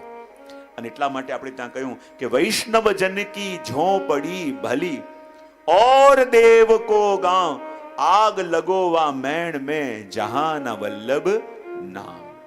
એ વસ્તુ અહીંયા પર આપ તો ગુણોના જહાજ છો. અને જો જગતમાં આપણી પાસે સામર્થ ન હોય પણ કોઈ સામર્થવાનનો હાથ પકડાઈ જાય કે કોઈ સામર્થવાનના ચરણ પકડાઈ જાય તો એની સાથે સાથે આપણે પણ તરી જઈએ કે નહીં? તો હિરાઈજી કહે છે કે અમારી અવસ્થા કેવી છે? તો કહ્યું કે મોં મેં તિલ ભર ગુણ નહીં પણ તુમ હો ગુણન કે જહાજ. કે અમારામાં તો તલ ભર પણ ગુણ નથી અને આપ તો ગુણોના જહાજ છો. અને શેરાજી કહે છે કે જ્યાં સુધી આપણી અસમર્થતાનું જ્ઞાન ન આવે ને ત્યાં સુધી સમર્થના ચરણોને આપણે પકડી શકતા નથી. અને હરિરાયજી અહીંયા દીનતા વ્યક્ત કરે છે. એટલે શેના માટે? જો આપણને એમ લાગતું હોય ને કે આપણાથી સત્સંગ પણ થાય છે, આપણાથી જપ પણ થાય છે, આપણાથી સેવા પણ થાય છે, આપણાથી સત્સંગ પણ થાય છે, તો સૂક્ષ્મ સૂક્ષ્મ એ ભાવ મનમાં આવશે કે ક્યારેક પ્રભુ કૃપા કરે ને તો આપણા મનમાં એ ભાવ આવશે કે આપણે યોગ્ય હતા એટલે કૃપા થઈ, આપણાથી આ સાધન થતા હતા એટલે કૃપા થઈ. પણ હું કાયમ કહેતો હોઉં કે જ્યારે પણ પ્રભુ કૃપા કરે છે તો આપણા સાધનોને આધારે નહીં પણ એની કૃપાના આધારે કૃપા કરે છે. ને જ્યારે કૃપાનું મૂલ્યાંકન કરવા આપણે જઈએ ને તો એમાં આપણા કોઈ ગણિત કામ આવે.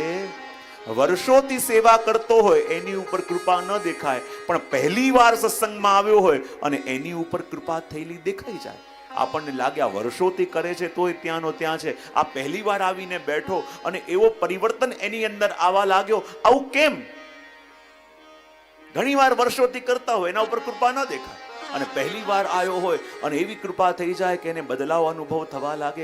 હું ઘણી વાર કહેતો હોઉં કે એક હોસ્પિટલની અંદર કોઈ પેશન્ટ છેલ્લા 6 મહિનાથી એડમિટ હોય, બરાબર? હવે એક હોસ્પિટલની અંદર છેલ્લા 6 મહિનાથી એક પેશન્ટ એડમિટ છે અને રોજ ટાઈમ થાય અને ડોક્ટર એને ચેક કરવા જાય તો 6 મહિનાના નિયમ પ્રમાણે આજે જ્યારે એ ડોક્ટર એને ચેક કરવા જતા જ હતા ત્યાં જ કમ્પાઉન્ડરે આવીને કહ્યું કે ડોક્ટર સાહેબ ઇમરજન્સી કેસ આવ્યો છે. તો ડોક્ટર ક્યાં જશે? જે 6 મહિનાથી અહીંયા તો એની પાસે કે હમણાં આવ્યો છે એની પાસે? એમ વર્ષોથી સેવા સત્સંગ કરતો હોય અને કરતા કરતા મનમાં એ ભાવ આવવા લાગે કે હું યોગ્ય છું, મારી અંદર પાત્રતા છે. પણ જ્યારે આ ભાવ આવ્યો તો આપણે જ્યાં હતા ત્યાં આપણી ગતિ અટકી.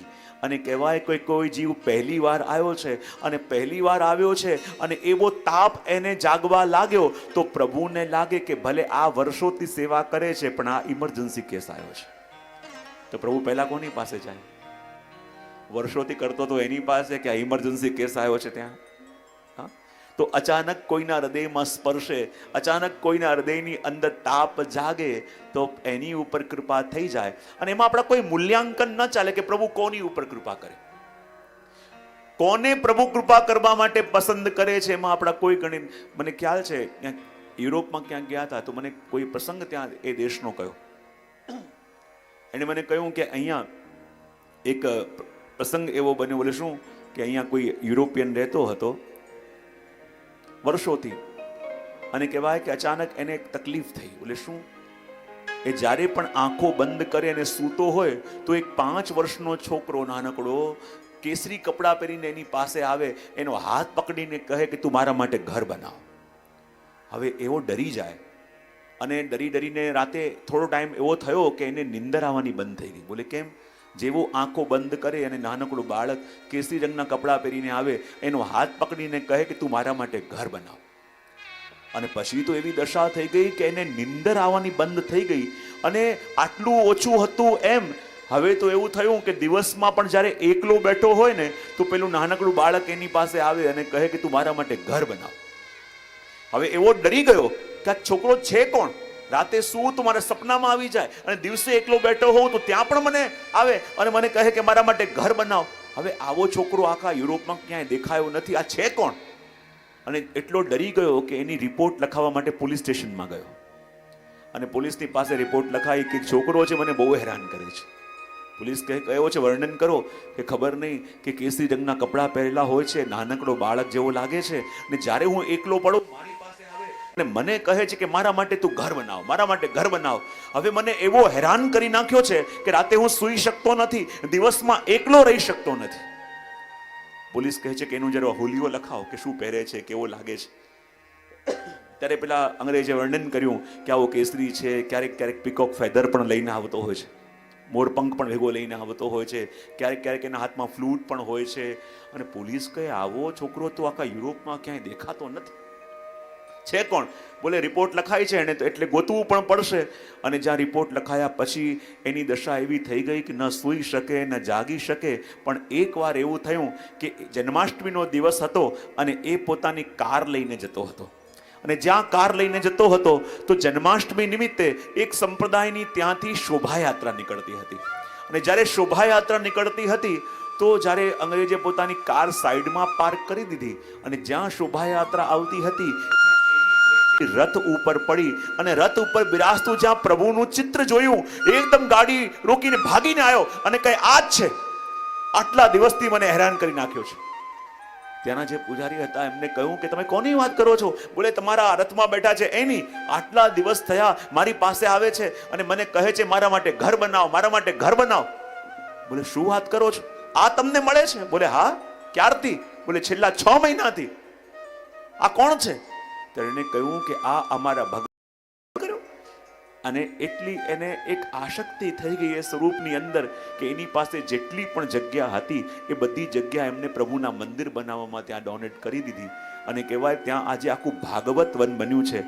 ભાગવતના 18,000 શ્લોક છે ને, એવા 18,000 ત્યાં વૃક્ષો વાવવામાં આવ્યા છે કે જેની ઉપર ભાગવતનો એક એક શ્લોક લખવામાં આવ્યો છે. વિચાર કરો, વર્ષોથી ત્યાં કેટલા બધા ડોનરો રાહ જોઈને બેઠા હતા કે અમે આપીએ, અમે આપીએ. પણ પ્રભુને કોની સેવા લેવી હોય ને એમાં આપણા કોઈ ગણિત ન ચાલે. પ્રભુ કોની ઉપર કૃપા કરવા માંગે છે એમાં આપણું કોઈ કેલ્ક્યુલેશન ન ચાલે. જો આપણે કેલ્ક્યુલેશન કરીએ ને કે આટલું આટલું કરો તો કૃપા થાય, તો આપણે પ્રભુને સાધનોથી બાંધી દીધા. પ્રભુ કેવા છે સર્વતંત્ર સ્વતંત્ર, અને આટલું કરીએ તો જ કૃપા કરે, તો પ્રભુને આપણે બાંધી દીધા છે. એની કૃપા ક્યારે કોના પર અને ક્યાં થાય છે એમાં આપણું કોઈ ગણિત ચાલી શકે એમ નથી. માટે એ જ વસ્તુ અહીંયા હરિરાયજી કહે છે કે મોં મેં તિલ ભર ગુણ નહીં, તુમ હો ગુણન કે જહાજ, રીજ બૂજ ચિત્ત રાખ્યો, બાહ ગહે કી લાજ. અને કહ્યું કે જુઓ શ્રી પ્રભુમાં ચિત્ત પણ કેવી રીતે રાખવાનું, રીજીને અને બૂજીને. આ ચિત્ત વારે વારે ભાગવાનો પ્રયત્ન કરશે, ચિત્ત વારે વારે હટવાનો પ્રયત્ન કરશે, પણ વારે વારે એને લગાડજો. આ ચિત્તનો સ્વભાવ, આ મનનો સ્વભાવ કેવો છે કે જ્યાં રહેવા ટેવાયેલો હોય ત્યાં ભાગે, પણ વારે વારે એને ઉચકીને લાવ. પેલું નથી, જે વ્યક્તિ રહેતો હતો એની સામે ઘોડાનું અસ્તબલ હતું, તો એ અસ્તબલમાંથી ઘોડાનું બચ્ચું ખરીદીને લઈ આવ્યો અને પોતાના ઘરની બહાર રાખ્યું. હવે બચ્ચું રહેવા માટે ટેવાયેલું ક્યાં હતું? સામે અસ્તબલ. મને સાંજ પડે પાછું ચાલ્યું જાય ત્યાં. પેલો માલિક પાછો ઉચકીને લાવે અહીંયા, પાછું જાય, પાછો ઉચકીને લાવે, પાછું જાય, પાછો ઉચકીને લાવે. તો એક દિવસ પેલા ઘોડાને પોતાને થયું કે વારે વારે જઉં છું અને મને ઉચકીને અહીંયા લઈ આવે છે, મને લાગે છે કે મારું સાચું ઠેકાણું અહીંયા જ હશે. તો તમારા મનનું પણ એવું છે. તમે મનને પ્રભુમાં લગાવવાનો પ્રયત્ન કરો, પણ લૌકિકમાં રહેવા ટેવાયેલું છે એટલે પાછું ભાગે લૌકિકમાં. ફરી લગાવો અલૌકિકમાં, ફરી ભાગશે, ફરી લગાવો, ફરી ભાગશે, ફરી લગાવો. એક ઘડી જરૂર આવશે કે તમારું મન પોતે વિચાર કરશે કે વારે વારે ભાગું છું અને મને ઉચકીને અહીંયા લઈ આવે છે, મને લાગે છે કે મારું સાચું ઠેકાણું અહીંયા જ હશે. અને ત્યારે મન ત્યાં સહજ રીતે આવીને વસી જશે. અને માટે કહું રીજ બૂજ ચિત્ત રાખ્યો, બાહ ગહે કી લાજ. કે પ્રભુ આપે અમારો હાથ પકડ્યો છે અને માટે અમે નિશ્ચિંત છીએ, કારણ કે જેવા છીએ એવા આપના શરણે છીએ, જેવા છીએ એવા આપે અમને અપનાયા છે. તો એ વાત અહીંયા 62માં સાખીમાં કરી. આગળ 63માં સાખીની અંદર વર્ણન કરતા કહે છે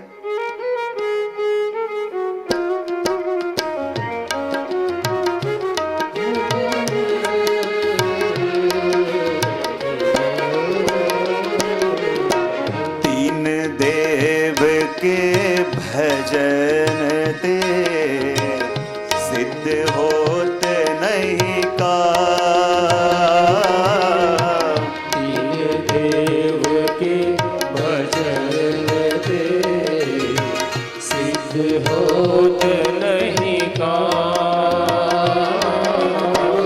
त्रिमाया को प्रलय कर, माया को प्रलय करे। हरि मिलवे हरि नाम श्री वल्लभ, हरि मिलवे हरि नाम।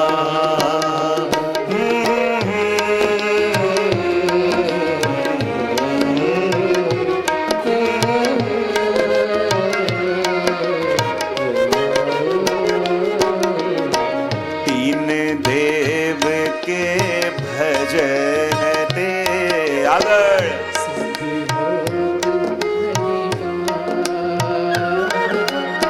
तीन देव के भजन ते,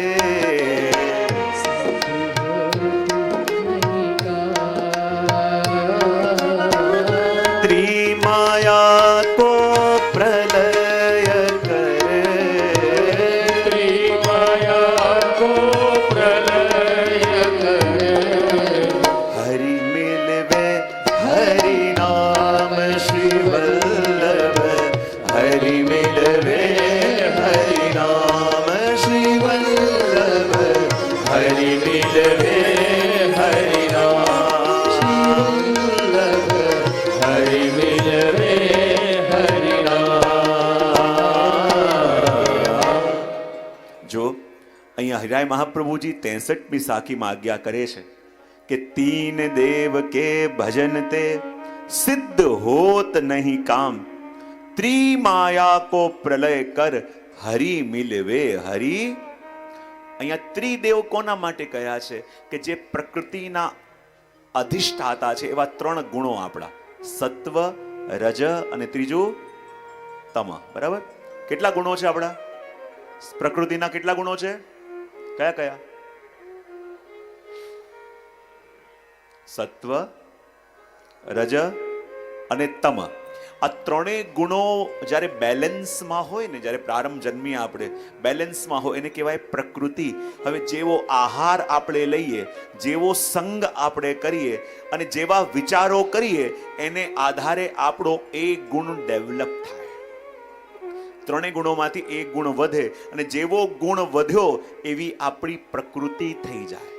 હવે જો શા માટે આપણે ત્યાં કહેવામાં આવે છે કે અમુક આહાર લેવો, અમુક આહાર ન લેવો, અમુક શાકભાજી આપણે ત્યાં લેવાય, અમુક ન લેવાય? શાના માટે?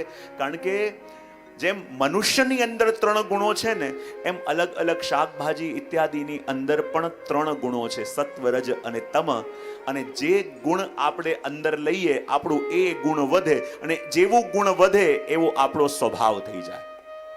હવે જો યદિ તમે સત્વ ગુણ ડેવલપ કરી લીધો હોય ને, સત્વ ગુણ તમારો ત્રણેય ગુણોમાંથી વધી ગયો હોય તો તમને એકદમ શાંતિ, એકદમ તમે આનંદમાં રહો, કોઈ ચિંતા નહીં, કોઈ ઉદ્વેગ નહીં, બધાની સાથે હળી મળીને રહો, પ્રભુનું ખૂબ નામ લઈ શકો, પ્રભુનું સ્મરણ કરી શકો। બીજું, રજગુણ વધી ગયો હોય તો થોડી થોડી કોઈના સુખને જોઈને ઈર્ષા થાય, કોઈનું સારું થયું હોય ને એમાં આપણને લાગે કે આપણું બગડી ગયું। હવે સાચું કહેજો તમે, જીવનમાં જ્યારે ઘણીવાર દુઃખ થાય છે તો આપણું ખરાબ થયું છે એને કારણે વધારે દુઃખી થવાય છે કે બીજાનું સારું થયું છે એટલે વધારે દુઃખી થવાય છે? સાચે સાચું કહેજો। આપણા 90% દુઃખ એવા છે જે આપણા દુઃખ નથી, બીજાના સુખ છે કે જે આપણને દુઃખી કરી રહ્યા છે। હવે આપણું કંઈ બગડ્યું છે? જેવું ચાલતું હતું એવું ચાલે છે કે નહીં?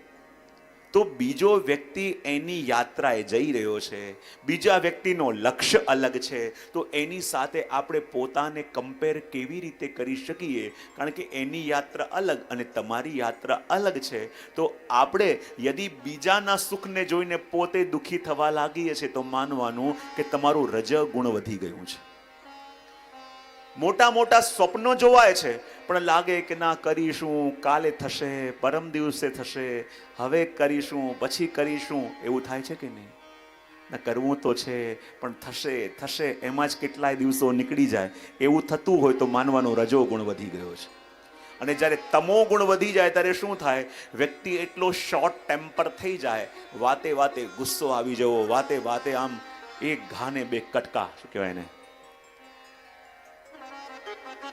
એવો સ્વભાવ થઈ જાય ત્યારે માનવાનું કે આ તમો ગુણ વધી ગયો છે. બરાબર? તો આ જીવનની અંદર જે પણ થાય છે એ ખેલ કોનો છે? બોલે આ ગુણોનો. કોનો ખેલ છે? ગુણોનો. અને જેવું જેવું ગ્રહણ આપણે કરીએ છીએ ને એવો આપણો સ્વભાવ બને છે. એટલે આપણને ત્યાં કેમ કહેવામાં આવે છે કે અમુક પ્રકારનું ખાનપાન થાય, અમુક ન થાય. કઈ વસ્તુ અંદર જવા દેવાય કે મંદિરમાં જે આવે એ અંદર જાય, જે કબ્રિસ્તાનમાં જતું હોય એ અંદર ન જાય. કારણ કે જે વસ્તુ એક મંદિરને લાયક હોય એવું અંદર જશે તો આ દેહ મંદિર જેવું બનશે. તો મંદિર બનાવવું છે કે કબ્રિસ્તાન બનાવવું છે એ તમારી ઉપર છે. અને સાચા અર્થની અંદર આપણે જોવા જઈએ તો ભોજન જે પણ લેતા, આપણે ત્યાં કહેવાય છે ને ગુજરાતીમાં કે જેવું અન્ન તેવું, અને જેવું પાણી તેવી. બહુ સરસ. આ બધી વસ્તુ કહેવાય છે ને એમને નથી કહેવાય, એની પાછળ પણ ભાવ હોય છે.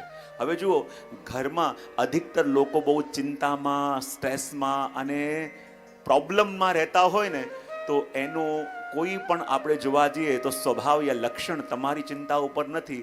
એનો મુખ્ય આધાર એ વાત પર છે કે એ ઘરમાં જે રસોઈ બનાવે છે તો રસોઈ બનાવતી વખતે એનો મૂડ કેવો છે.